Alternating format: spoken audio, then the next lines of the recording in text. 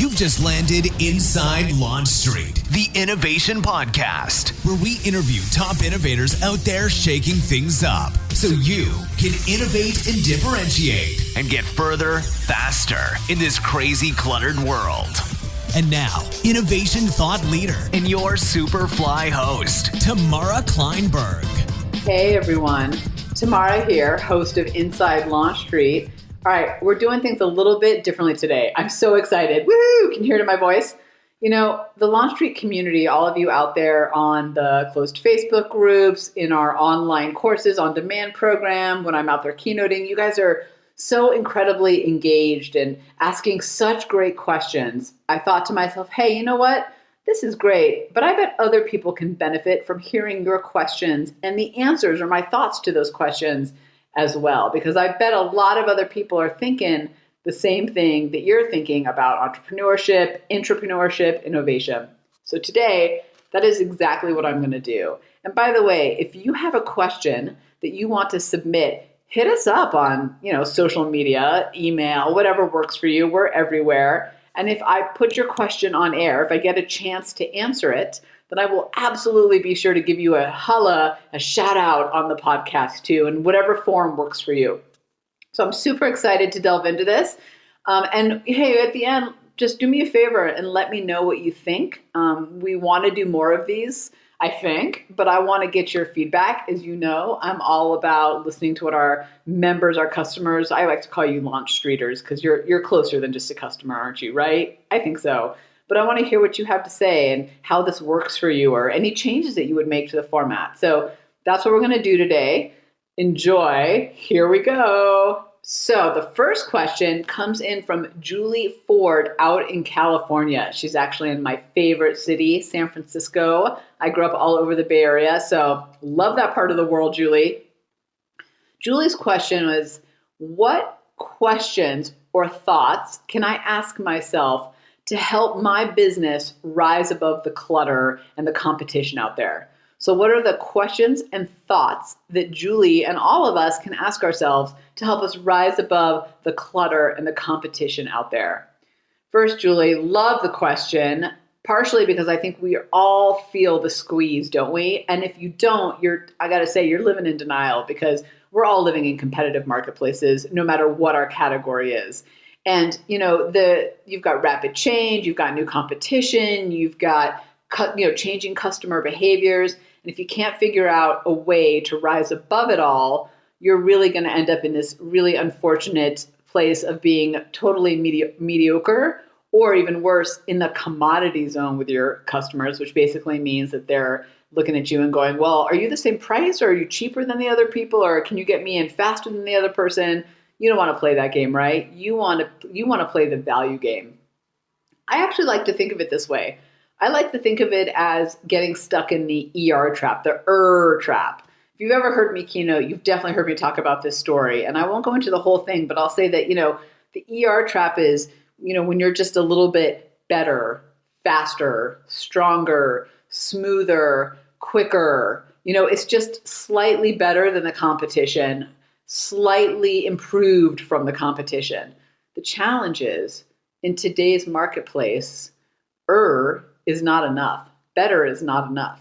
To win in today's marketplace, you have to be different. You have to find that spot of differentiated value that makes you irresistible to your customers and that creates a no competition zone between you and all those competitors out there. And again, I'll say it again because I think it's so important. No matter what category you're in, you have a shit ton of competition, whether you like it or not. And I think the ER trap is really hard to get out of once you're in it. So I want you to avoid that. I think it's a place that none of us as entrepreneurs and intrapreneurs can afford to be in for very long.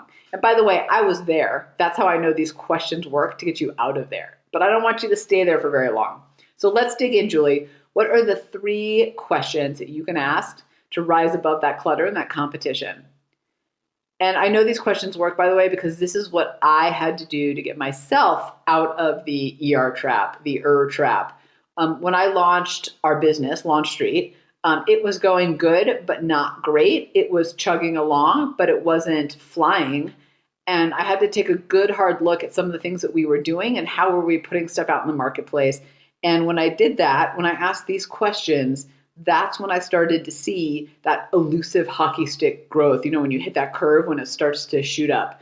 Now, don't get me wrong, as an entrepreneur, I feel like, and a small business owner, I feel like we still have a lot of things to do and a lot of progress and success to be had, but we're on that path now. And I really do, looking back, attribute it to these 3 questions. All right, here we go. So the first question is, what is the biggest assumption you are making about how business needs to be done in whatever category you're in?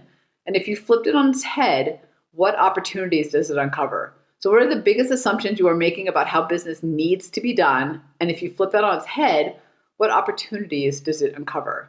I want to give you a couple of my favorite examples of small businesses gone big in the marketplace before I tell you a little bit about LaunchStreet with this question. So first, think, when razors were on the marketplace for years and years and years, they still are, actually. It sounded funny the way I said that. It was always what we used to call in the marketing world, the razor blade model, meaning in that business, in that industry, you sold the razor blade, and then where you made your money was on reselling the blades, right? Refilling the blades. And they hung on store shelves, and, you had 1 blade, 2 blade, 3 blades. Frankly, it got a little bit out of control, and it was like 10 blades, a moisture strip, a pivot head, and a titanium steel base. It was crazy. But the assumption was that that's how you sold razors, right? This whole razor blade model on a shelf in the store. But then came along a guy named Mike Dubin who said, hold on, what if we flip that assumption on its head? What if you didn't have to go to a store to buy razors? What if it we had a subscription model where you could get them? Enter Dollar Shave Club, which, by the way, went from, Mike Dubin and a warehouse to a funny viral video that you may remember to being sold to Unilever for over $1 billion last year. That's right, I said it, over $1 billion. Woo, Nelly. That's what happens when you flip those assumptions. We all have assumptions in our business about how things are supposed to be done. And we follow those because we think to ourselves, well, that's how they are successful, right? That's what the industry does. That's what works. So that's what I should do too. But nothing could be further from the truth. The best thing you can do is take those assumptions, identify them, and flip them on its head. Kind of like, for example, let's take wine. So wine had to be sold in glass bottles from vineyards out in these, beautiful rolling hills with fancy names like, Chateau, blah, blah, blah, and whatever. But Ben Parsons of Infinite Monkey Urban Winery, I would suggest that you look them up if you haven't heard of them. Here in Colorado, we love them. They're based here. He said, why? Why is that how it has to be done? He opened up an urban winery in the heart of downtown Denver. That's right. That's where they make the wine. And he sells it in single serve cans. Now, other people have come out with cans since. He started this a couple years ago, but when he started, man, for the competition to catch up with him, it took him years to figure that out. That's a whole new manufacturing problem for them. Infinite Monkey Urban Winery challenged the fancy names, the vineyards, the wine in bottles, and came up with a whole new concept. Now, here's the thing, because I know some of you are out there going, Tamara, the wine can't possibly be any good. Actually, I think it is. But the truth is, I'm not a wine connoisseur. I don't have a palate for it. But here's what I'll tell you. That's not the point. And for your palate, it may or may not be. I have no idea. But here's what I can tell you. It opened up whole new markets. Whole new category groups of customers came in who were not in there before because they didn't want to buy a bottle and take it home, or they didn't want to have to figure out with fancy names and which one was better than the other. Now you've got millennials, right, loving this kind of wine in cans, and guess what? You can take it hiking, tailgating, football stadiums. I think now they're selling Infinite Monkey on Frontier. Opened up whole new distribution channels that didn't exist in the old assumptions of the business. So I'm going to pull back the curtain a little bit now and share a little bit on this question with LaunchStreet. When I got into innovation 20 some years ago, the assumption was that, you had to give people ideas, that innovation was this magical thing that a few people did behind the curtain and then, ta-da, here are your magical ideas. And, the assumption in the marketplace was that that's how it worked. And the reality of that, by the way, is that it actually caused a bigger problem. So I would do that, right? I would have all these ideas. People would hire me to figure out, their challenges and come up with ideas to solve them. I'd go behind the black curtain, and then I'd come out and I'd give them their ideas. But there was no buy-in for those ideas because they happened from the outside in. There was more frustration around those ideas because they didn't come from the inside at all. And then there was all this wasted dollars because they spent, millions of dollars on me and other consultants out there trying to come up with new ideas, but they got shelved every single time. It used to be this running joke of like, are you going to be on the idea shelf with all the other ideas collecting dust? But that's because the assumption was that innovation was this magical thing for only a few people, and you got hired big dollars to do it, and then you gave people the ideas. The value was in that deck, that slide, that presentation with the ideas in it. So we took that and we flipped it on its head and we said, hold on. First of all, there's some problems here. The problem is, right, the no buy-in, the frustration, the wasted dollars. What if we challenge that assumption about how it's done? What if, instead of giving people ideas, we gave people the tools to have their own ideas? What if we created a foundation and we facilitated innovation in other people? So yeah, we bring in our thinking and our perspective, but we marry that with the people in the room and their thinking and their perspective and what they're percolating on. Because don't you feel like you have a ton of ideas if someone would just ask you? Yeah. So that's what we started to do. We decided at LaunchStreet to make innovation tangible. That's why if you have our book, Think Sideways, you know that it's a playbook. You can open it up anytime. It's not something that you read and go, oh, I totally agree with that theory of innovation and put it on the shelf. It's an actual book that you open and you dig into anytime you need it. That's why we developed the Innovation Quotient Edge Assessment, so that we could empower people to recognize their own innovation, so we could give them that gift of innovation and creativity instead of trying to own it all for ourselves. And I will tell you what, when we did that, when we challenged those assumptions and flipped it and leveraged those opportunities, it transformed our business. We went so much further, so much faster. All right, that was question one, was all about flipping assumptions. Question two is, if I asked your customers, would they be able to quickly and truly identify how you are different than the competition? So if I asked your customers, could they really tell me how you were different? That's how this one goes. The key here is truly, really tell me how you're different, because I think how we think we're different and how the customer sees us are two different things. And I like to think of it this way. There's what I call cost of entry language, and then there's differentiated language. Think of it as a triangle. Cost of entry is on the bottom and differentiated is on top of it. Cost of entry language is the language that you have to use, the things that you have to provide, the features and benefits that are almost a given if you're going to be in whatever category you're in. The challenge is we tend to use that as our marketing language, thinking we're different. So things like gets results, customer's top choice, action-oriented, interactive, highly skilled, thought leadership. I mean, first of all, what does any of that even mean? But more importantly, if I called your competition and said, I'm looking for someone who can help me get results, are they going to say, oh, no. Don't talk to me. We don't get results.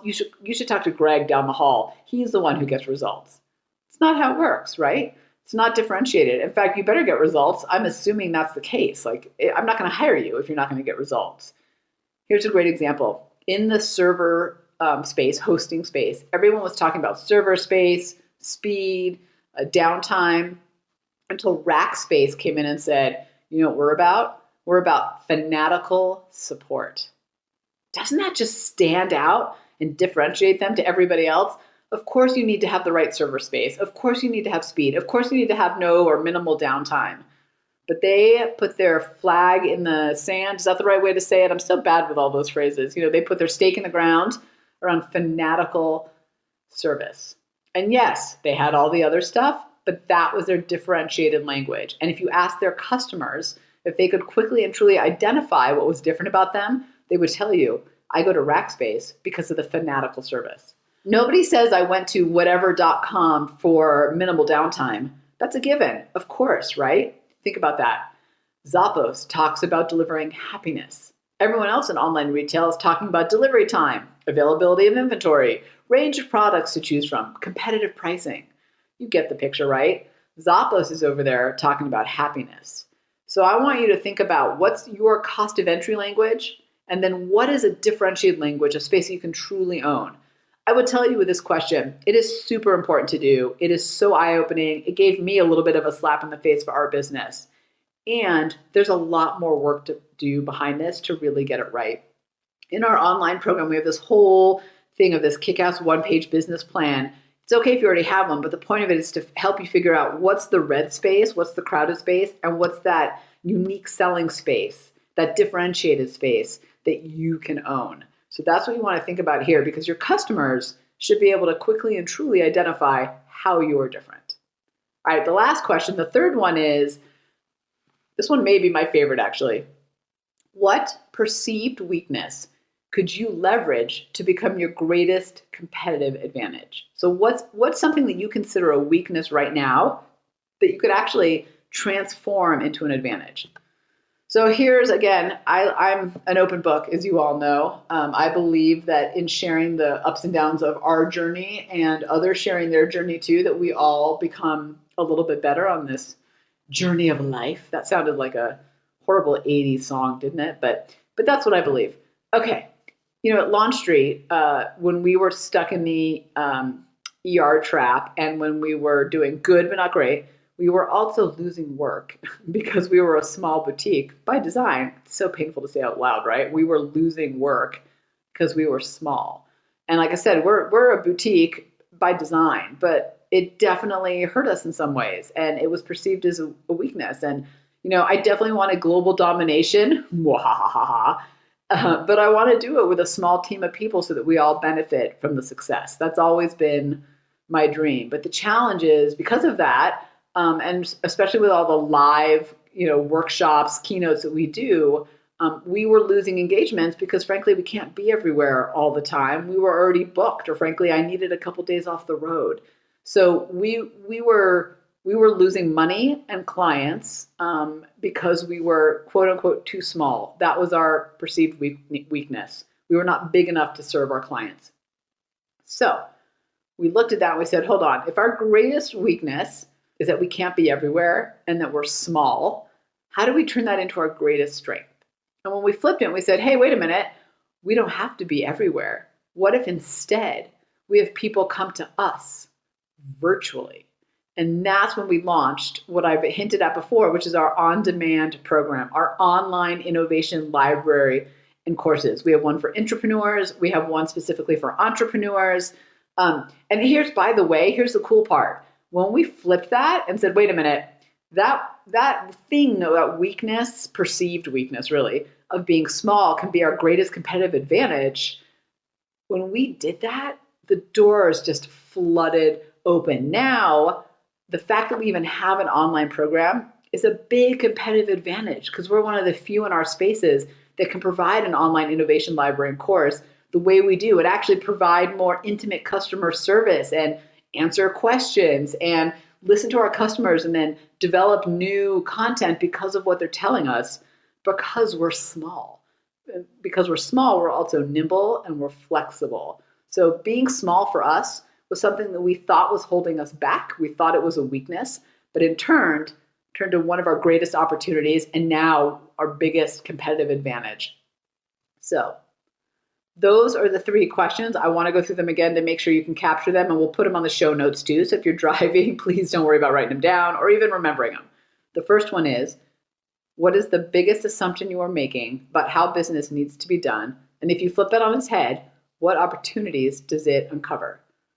Second question, if I asked your customers, would they be able to quickly and truly, I'm going to stop on the word truly, identify how you are different than the competition? And the third one is, what perceived weakness could you leverage to become your greatest competitive advantage? So LaunchStreeters, I hope you enjoyed this different Q&A session. If you are the type of person that either considers yourself to be innovative or is seeking to be more innovative, I want you to do two things for me. One, I want you to take the time to honestly answer the three questions I talked about so you can avoid the trap and get success faster. If you have your own business, you can do it for that. If you work on a brand, a product inside a company, you can do that for the company too. The second thing is, I want you to go to our website, go to launchstreet.com and sign up for our online innovation course and library right now. It's so good. Like I said, we have one for entrepreneurs, people working in teams and organizations. We have one for entrepreneurs and small business owners. These questions that I just covered, those three, which by the way, if you spend the time to do them, are totally game changing. I can promise you that. But you know what? They're just a hint of all the incredible tools and resources you'll find there to help you dominate your marketplace and to be that rock star innovator in your world, wherever that is. And of course, if you would like to submit a question, holler at us on social media, email, whatever works. All right. I'm so looking forward to hearing what you have to say about these episodes. I'm looking forward to getting more and more of your questions. You guys are amazing. I love you all. And more to come. Thanks for hanging out with us inside LaunchStreet. When you're ready to take your game to the next level, join the thousands of others that are upping their innovation edge on GoToLaunchStreet.com, the top online education resource and community platform for innovators looking to use innovation to get measurable results. Go to LaunchStreet.com.